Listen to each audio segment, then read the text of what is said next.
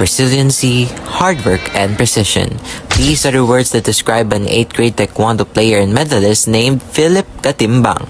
With his undeniable strength and mastery of the sport, he bagged multiple medals from different sports events. However, just like other students who have extracurricular activities such as Taekwondo, Philip also experienced hurdles in complying academic requirements. We asked the Taekwondo champion to express his struggles in a one-on-one interview. Yung lack of time para gumawa ng assignments. Kasi po every after school, didiretso po sa training. Wala pong, uwi sa bahay o something. The difficulty of having to balance academic life and extracurricular activities had always been a fear of aspiring student athletes. Despite that, Philip managed to push through this hurdle, which helped him win multiple competitions.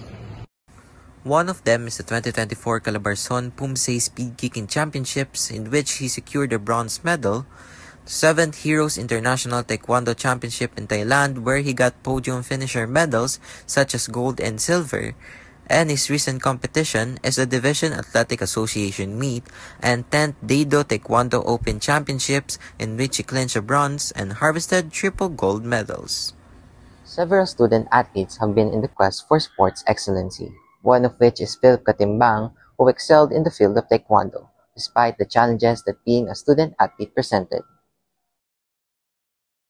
What do you advise for those people who aspire to take the Taekwondo sports but still fail due to academic pressure? My advice is, itry nyo po. Kasi ganun po din ako dati. Tapos po na-manage ko po siya over time. At sanayan ko na po ma-complete po yung lahat ng with very minimal struggle.